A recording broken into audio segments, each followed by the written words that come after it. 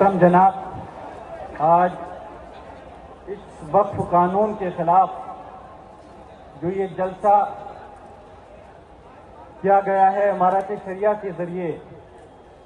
मैं सबसे पहले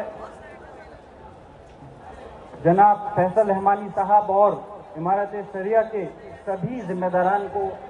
मुबारकबाद पेश करता हूं कि एक अच्छा जलसा कामयाब उन्होंने कराया। और उसके साथ साथ मैं आप सब लोगों का जो यहाँ पर पटना, पूरे बिहार के लोग यकीनन हजारों नहीं बल्कि लाखों की तादाद में तशरीफ लाए, और आपको ये समझना होगा कि ये जंग न सिर्फ फैसल रहमानी साहब या जियाउर रहमान पर की नहीं, बल्कि इस मुल्क के तमाम मुसलमान और हक और इंसाफ पसंद लोगों की ये जंग है। और जिस तरह से मैं देख रहा हूं कि हमारे बुजुर्गों के साथ नौजवान तबके के अंदर जो जोश और जज्बा है, उसके ऊपर मैं एक शेर पढ़ करके अपनी बात को शुरू करना चाहता हूं कि उकाबी रूह जब बेदार होती है जवानों में, उकाबी रूह जब बेदार होती है जवानों में, नजर आती है उनको अपनी मंजिल आसमानों में। नहीं तेरा नशेमन कसरे शाही की गुंबद पर, तू शाही है बसेरा कर पहाड़ों की चट्टानों पर। मुझे इस बात का एहसास है कि वक्त बहुत हो गया है, और यकीनन इस गर्मी में आप लोग इकट्ठा होकर के इस बात की गवाही दे रहे हो कि ये जंग कितनी भी लंबी चले, लेकिन इंशाअल्लाह ताला आप लोग हार मानने वाले नहीं हो। और कैसे हार मान लें, मैं पूछना चाहता हूं, ये जमीन वक्फ की जो हमारे बाबा अजदाद ने हमारी कौम के लिए नहीं, सिर्फ इस मुल्क की फलाह बहबूदी के लिए दान की थी, ये सरकार के द्वारा दी हुई भीख नहीं है, ये हमारे अपने बुजुर्गों के द्वारा अल्लाह के नाम पे दी गई जगह है। और इसकी हिफाजत इंशाअल्लाह ताला आखिरी वक्त तक हम लोग करेंगे, जब तक कि हम इस जंग के अंदर कामयाब नहीं हो जाते। मैं पूछना चाहता हूं कि इस जंग को लड़ने के लिए आप लोग तैयार हो? और याद रखना, हक और इंसाफ की लड़ाई में कभी डरा नहीं करते। ये आपका नौजवान साथी, आपका भाई जियाउर रहमान बर्क, जिसने अपने दादा मोहतरम शफीकुर रहमान बर्क साहब से, जिन्होंने उत्तर प्रदेश की विधानसभा पार्लियामेंट के अंदर अपने मजहब और अपनी कौम और गरीब लोगों की आवाज को उठाने में कभी कोई परहेज नहीं किया।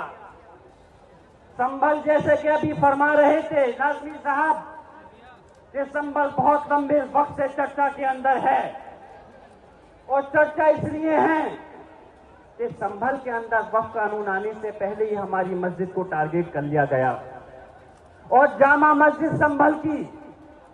हमें ये याद रखना चाहिए कि सिर्फ बिहार या उत्तर प्रदेश या हिंदुस्तान नहीं,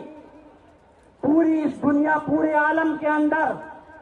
जहां कहीं भी मस्जिद है वो अल्लाह का घर है, और इंशाअल्लाह ताला उसकी हिफाजत करना आपकी और हमारी जिम्मेदारी है। तो मैंने वहां की हक और इंसाफ की आवाज को बुलंद किया, उसके एवज में मुझको परेशानी भी उठानी पड़ी। लेकिन मैं अपनी तारीफ नहीं करना चाहता, बल्कि ये बात बताना चाहता हूं,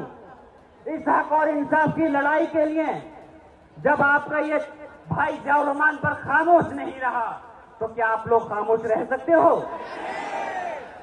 जब पार्लियामेंट के अंदर वक्फ कानून के खिलाफ चर्चा चल रही थी,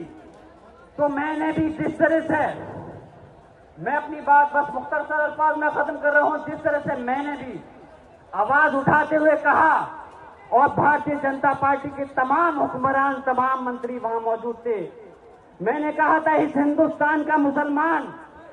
इस देश का गुलाम नहीं बल्कि मालिक है, और हम अपने हक और इंसाफ की लड़ाई को लड़कर रहेंगे। लेकिन मुझे फख्र है कि इस लड़ाई के अंदर मुसलमान ही नहीं बल्कि हिंदुस्तान के जो सेकुलर लोग हैं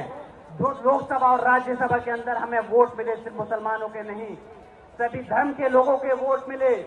और वक्त के का लिहाज करते हुए मैं अपनी बात खत्म करना चाहता हूं और आप लोगों से इस दरख्वास्त के साथ दरख्वास्त भी करूंगा और यकीन भी दिलाऊंगा। दरख्वास्त ये करना चाहता हूं कि इस जंग को लड़ने के लिए, क्योंकि ये गांधी मैदान एक गवाह है, जब मुल्क आजाद हुआ था तब भी ये गांधी मैदान